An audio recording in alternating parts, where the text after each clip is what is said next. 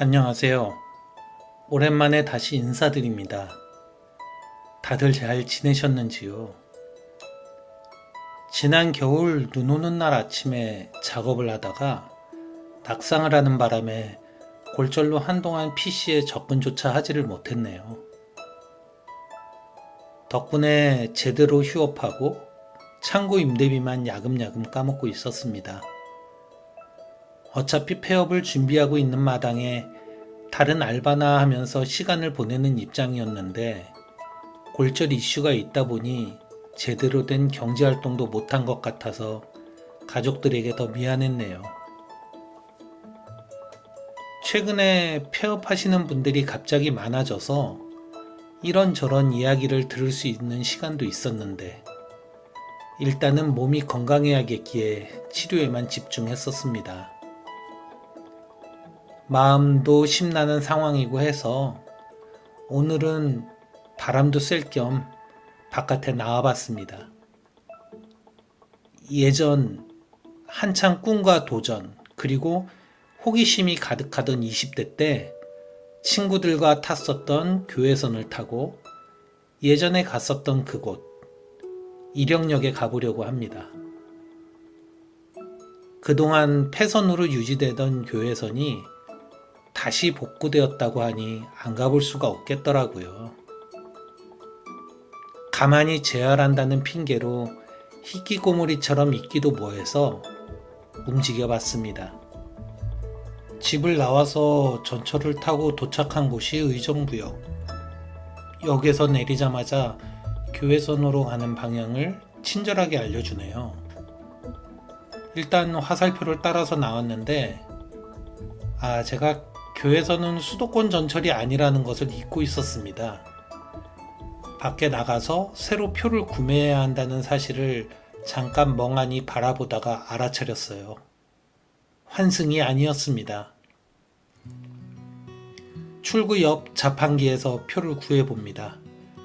12시 43분 말.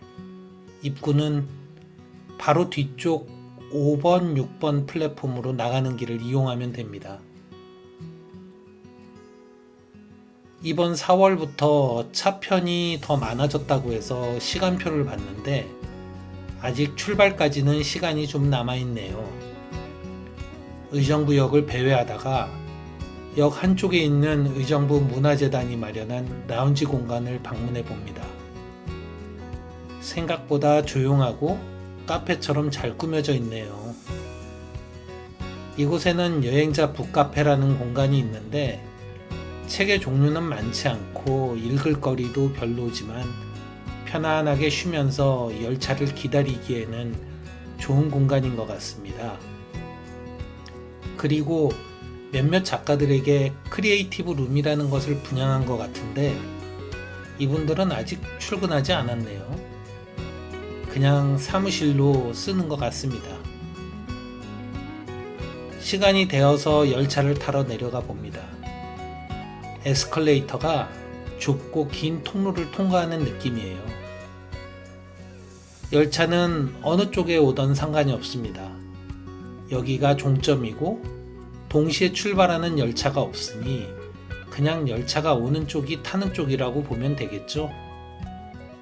의정부에서 가는 첫 번째 역은 송추네요. 제가 타기로 되어 있는 1호차가 도착하는 플랫폼에서 열차를 기다려봅니다. 그런데 열차가 반대편 플랫폼에 도착하네요. 시간이 되니 열차가 들어오는데요.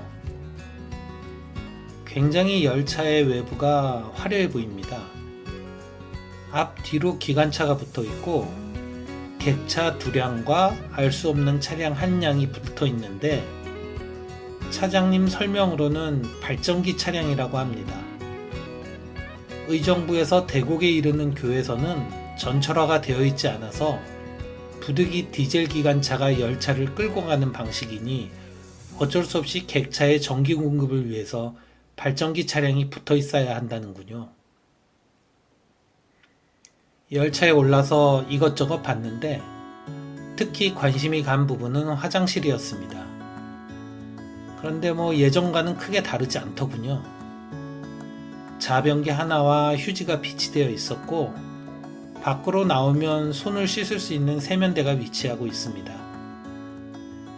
객실은 가는 방향 쪽으로만 볼 수 있도록 세팅되어 있는데 이게 차량을 돌리지 않고 양쪽 방향으로 그대로 출발하는 방식이라서 대곡역에서 다시 의정부로 올 때는 직원이 의자를 다시 역방향으로 돌린다고 하더군요.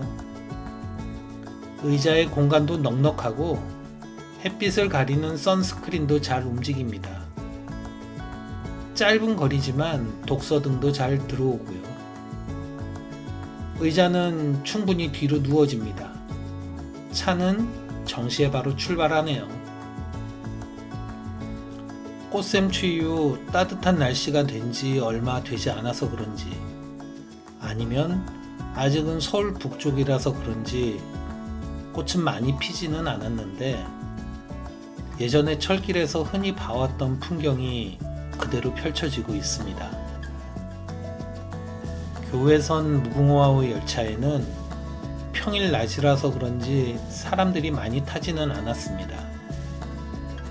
아니 거의 없었어요. 이 정도로 적은 인원이 탑승하는데 유지가 될까 싶을 정도였습니다. 주말은 어떤지 모르겠어요. 하지만 입석이 있는 것으로 봐서는 주말에는 관광용으로 많은 사람들이 이용할 것 같습니다. 50대에 접어선 요즘 다시 일을 시작하려고 해도 재취업을 하기에는 많이 힘드네요. 일단 개인 사업을 하면서 발생했던 경력 단절과 나이가 가장 큰 것 같아요. 그리고 아무래도 사람들이 편한 일들만 찾아서 해서 그런지 조금 힘이 들고 돈이 될 만한 일들은 거의가 외노자들이 잡고 있어서 오히려 한국인이 취업하기에는 더 힘든 상황이 된 것 같습니다. 그렇다고 사업 다 말아먹은 제가 돈이 남아있는 것도 아니고요. 계속해서 내가 잘하는 일이 뭐가 있고 할 만한 일이 뭐가 있는지 찾아보고 다니는 중입니다. 물론 야간 운전 알바는 계속하고 있습니다만은 요즘 불경기라서 그런지 일도 잘 없어요. 운영하던 사무실과 창고는 일단 내놓기는 했는데 잘 나가지도 않는 듯 2달째 답보 상태입니다. 계속 정리나 하면서 재고나 터는 수준이죠. 시간이 나는 대로 폐업 관련된 소식도 계속 올려보겠습니다. 예전에 군생활을 하던 송추역을 지나니 추억이 가득했던 장흥역에 도착을 했습니다. 예전 장흥유원지가 유명한 그곳입니다. 그런데 역들의 규모가 많이 작아졌는지 플랫폼만 보이고 역이라는 느낌은 거의 없어요. 드디어 도착지인 이령역입니다. 이곳은 대곡에서 오는 열차와 의정부에서 오는 열차가 교차하는 지역이라서 그런지 약 1분 정도의 차이를 두고 정차하였다가 지나가는 곳입니다. 역에서 나오니 어느 곳에서도 표검사를 하지 않네요. 열차를 타면서도 표검사를 하지 않고 내리면서도 표검사를 하지 않느니 아까 지나갈 때 차장님이 인원 파악하는 듯 했는데 그게 전부였나 봅니다. 작디 작은 역들을 둘러보니 뭔가 휑하지만 앞으로 사람들이 방문할 것을 준비하는지 여기저기 공사가 한창입니다. 내가 원한 고즈넉함은 어디론가 날려버린 느낌? 하지만 어쩌겠어요.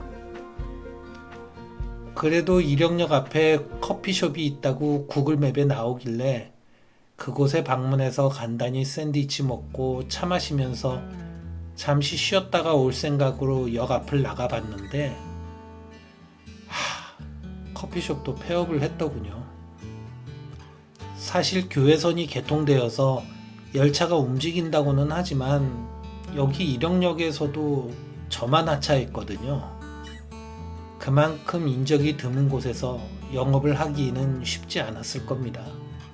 그렇다고 다시 의정부행을 기다리자니 1시간이나 넘게 남았는데 기다리기도 마땅치 않고 공복에 움직여서 그런지 자연스럽게 식당을 찾게 되고 해장국집을 찾게 되어서 가봤습니다. 양평 해장국이라는데 원래 도보 손님보다는 차량 운전자를 받으려고 만들었는지 입구까지 가는 길이 넓게 잘 되어 있더군요. 해장국집에 걸맞지 않게 실내는 카페처럼 잘 꾸며져 있었습니다. 먼저 김치류 밑반찬이 세팅되어 나왔는데요. 잘 익은 석박지와 겉절이 김치를 주는데 직접 잘라서 먹어보니 맛이 오를 대로 올랐습니다. 일단 1차로 합격. 드디어 메인 요리인 해장국이 나왔는데요. 내용물도 적당하고 특히 선지가 많이 나온 것이 정말 좋네요. 겨자 소스에 찍어 내장을 먹어보니 역시 합격입니다. 양평 해장국 특유의 자극적인 맛은 있지만 잡내도 잘 잡고 맛있게 만든 것 같습니다. 가격도 적당하고 일행 중에 해장국을 싫어하는 분들은 또 다른 메뉴도 있으니 한번 방문해 볼 만은 한 것 같습니다. 이령역은 아직 공사 중이지만 5월이면 마무리가 된다고 하니 봄 손님들이 곧 많이 오실 것 같습니다. 다만 아직 역 주변에 먹거리와 놀거리가 필요한데 그런 부분은 부족한 것 같아서 많이 아쉬웠습니다. 물론 저처럼 머리 복잡한 서울 북부 사람들이 잠깐 바람 쐬기에는 나쁘지 않은 곳 같았습니다. 벚꽃이 한창인 4월 중순에는 좀 달라지려나요? 앞으로는 더 밝은 그리고 많은 사랑하는 이야기들을 올려보겠습니다. 끝까지 시청해주셔서 감사합니다.